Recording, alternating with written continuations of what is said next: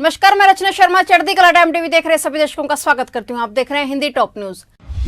Lockdown में बंद लोगों के लिए इस बीच राहत की खबर है। गृह मंत्रालय ने देश में आज से तमाम दुकानों को शर्तों के साथ खोलने की इजाजत दे दी है। ये वो खबर है जिसका इंतजार पूरा देश कर रहा था, लेकिन कोरोना वायरस का संक्रमण अभी भी तेजी से पांव पसार रहा है। इसी को देखते हुए सरकार ने कुछ शर्तें भी रखी है। अब केंद्र सरकार ने अपने फैसले में थोड़ा बदलाव कर लिया है। अब जरूरी चीजों के साथ ही गैर जरूरी चीजों की दुकानें भी खोलने की इजाजत दे दी है, लेकिन राज्य सरकारें इस फैसले को अपने अपने राज्य में मीटिंग करने के बाद ही फैसला देंगी।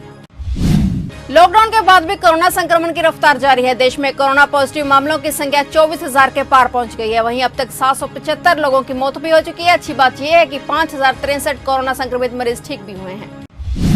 उत्तर प्रदेश के एटा में एक सनसनीखेज मामला सामने आया है। एटा में एक ही परिवार के 5 सदस्यों के शव घर में मिले हैं। इनमें 2 बच्चों और 2 महिलाएं शामिल हैं। बताया जा रहा है कि 2 बच्चों, 2 महिलाओं और एक पुरुष का शव बंद मकान में मिला है। पुलिस ने गेट तोड़कर शव निकाला। फोरेंसिक और डॉग स्क्वाड की टीम मौके पर मौजूद है। मौत के कारणों का भी स्पष्ट पता नहीं चल पाया है। यह मामला थाना कोतवाली नगर का बताया जा रहा है।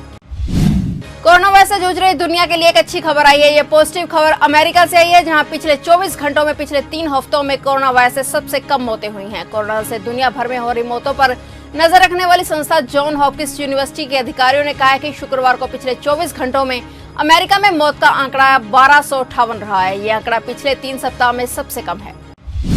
उत्तर कोरिया के शासक किम जोंग के स्वास्थ्य को लेकर बना रहस्य कम होने का नाम ही ले रहा। अमेरिका और साउथ कोरिया सहित दुनिया के कई देशों की मीडिया रिपोर्ट्स पे किम जोंग के खराब स्वास्थ्य को लेकर कई तरह के दावे किए गए थे। इस बीच चीन ने अपने डॉक्टरों की एक टीम उत्तर कोरिया भेजी है। रिपोर्ट में बताया गया कि चीन की कम्युनिस्ट पार्टी के इंटरनेशनल लाइसेंस डिपार्टमेंट के एक सीनियर नेता के नेतृत्व में बीजिंग से उत्तर कोरिया के लिए यह टीम निकल चुकी है। हालांकि शासक के स्वास्थ्य के बारे में अंदर की खबर नहीं मिल पाई है। अभी देखना यह है कि मेडिकल टीम के पहुंचने के बाद वहां से क्या पता चलता है। लॉकडाउन के बीच देशवासियों के लिए राहत की खबर है। शनिवार से देश के सभी दुकानें खुल जाएंगी। हालांकि शराब की दुकानों को इस कैटेगरी में नहीं रखा गया है। उन्हें शॉप और एस्टेब्लिशमेंट एक्ट के बजाय किसी अन्य कैटेगरी में रखा गया है, यानी शराब की दुकानें अभी बंद ही रहेंगी। इसके साथ ही शॉपिंग कॉम्प्लेक्स और मॉल इत्यादि को भी खोले जाने की इजाजत नहीं दी गई है।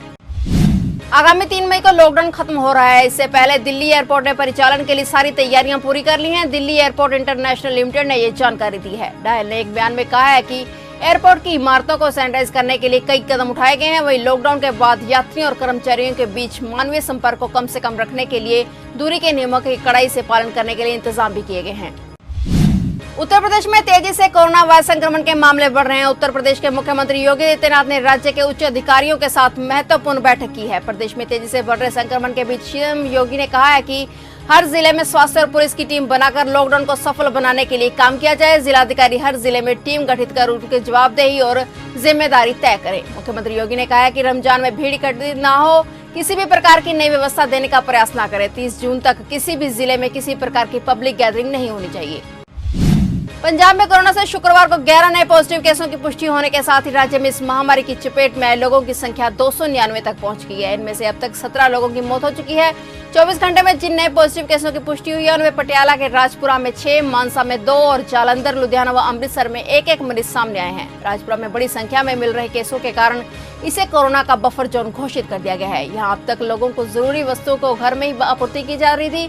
सब्जी मंडी भी बंद रहेगी। पंजाब में पहली बार किसी इलाके को बफर जोन घोषित किया गया है।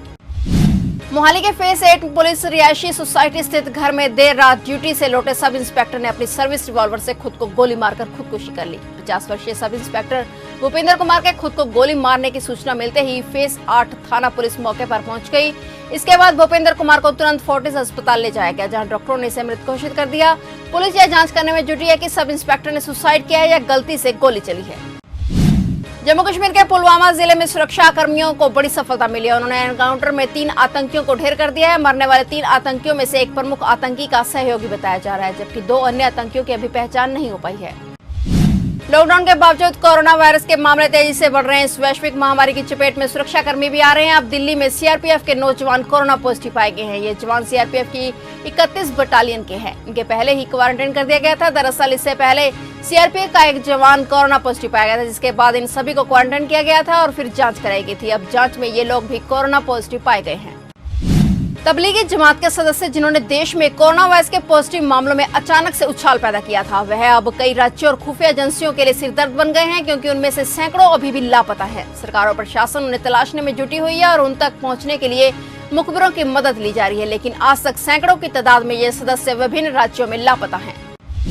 महाराष्ट्र में पिछले 24 घंटों में कोरोना के 394 नए मामले सामने आए हैं। इसी दौरान राज्य में कोरोना से 18 लोगों की मौत भी हो चुकी है। राज्य में अब तक इस वायरस की वजह से 301 लोगों की जान जा चुकी है। महाराष्ट्र में कोरोना के कुल पॉजिटिव केस 6817 है, जबकि मुंबई में कोरोना से अब तक 178 लोगों की जान जा चुकी है। मुंबई में पिछले 24 घंटों में 11 लोगों की जान गई है। इस दौरान मुंबई में 242 नए मामले सामने आए हैं। मुंबई के उपनगरीय इलाके गोवंडी में कोरोना वायरस संक्रमण के चलते एक 36 वर्षीय जनरल फिजिशियन की भी मौत हो गई है। उनका 3 अस्पतालों में इलाज चला, लेकिन उन्हें बचाया नहीं जा सका। माना जा रहा है कि डॉक्टर को अस्पताल में एक मरीज से वायरस का संक्रमण हुआ था। यूपी के संत कबीर नगर में एक परिवार के 19 सदस्य कोरोना संक्रमित मरीज मिलने से हड़कंप मच गया है। संक्रमित छात्र के परिवार के 19 सदस्यों के सैंपल जांच के लिए बीआरडी मेडिकल कॉलेज भेजे गए थे। शुक्रवार की आधी रात के बाद आई जांच रिपोर्ट में 19 सदस्य संक्रमित पाए गए। इस सूचना के बाद पूरे नगर पंचायत मगहर क्षेत्र को हॉटस्पॉट घोषित करते हुए सील कर दिया गया है। पाकिस्तान में कोरोना के मामले तेजी से बढ़ रहे हैं। यहां अब तक 11,940 संक्रमितों के केस सामने आ चुके हैं। ऐसे में इमरान खान सरकार ने देशव्यापी लॉकडाउन को 9 मई तक बढ़ाने का फैसला लिया है। कोरोना संक्रमण की जांच के लिए भारतीय प्रौद्योगिकी संस्थान दिल्ली ने एक जांच किट तैयार किया है। दावा किया गया कि इस किट से जांच सबसे सस्ती होगी। अब आईसीएमआर की लैब ने इस बात की पुष्टि की है और इसे मंजूरी भी मिल गई है। जानकारी के अनुसार इसकी जांच न केवल सस्ती होगी, बल्कि सटीक परिणाम भी सामने आएंगे। केंद्रीय गृह मंत्रालय की तरफ से लॉकडाउन को लेकर आदेश जारी किया गया है। आदेश के मुताबिक केंद्र सरकार ने शर्तों के मुताबिक आवासीय कॉलोनियों के पास बनी उन दुकानों को खोलने की इजाजत दी है जो नगर पालिका और नगर निगमों की सीमा के भीतर आती हो। लेकिन केंद्र की गाइडलाइन के मद्देनजर पटना के डीएम ने कहा है कि राजधानी में कोरोना का संक्रमण देखते हुए फिलहाल कोई छूट नहीं दी जाएगी। मुख्य सचिव के साथ बैठक के बाद ही इस बारे में फैसला लिया जाएगा। लॉकडाउन के बीच लाखों दुकानदारों और आम लोगों को बड़ी राहत देते हुए केंद्र सरकार ने शनिवार से सभी तरह की दुकानें खोलने की अनुमति दे दी है। वहीं हरियाणा सरकार केंद्रीय कैबिनेट सचिव से बैठक में स्पष्टता मिलने के बाद ही प्रदेश में दुकानें खोलने पर फैसला लेगी। केंद्रीय कैबिनेट सचिव के साथ वीडियो कॉन्फ्रेंसिंग में हरियाणा की मुख्य सचिव केशनी आनंद अरोड़ा शामिल होगी। प्रदेश में दुकानें खोलने के मुद्दे पर वीडियो कॉन्फ्रेंसिंग में चर्चा होगी। इसमें केंद्र द्वारा दुकानें खोलने के लिए जारी दिशा निर्देशों पर और स्पष्टता पर बात होगी।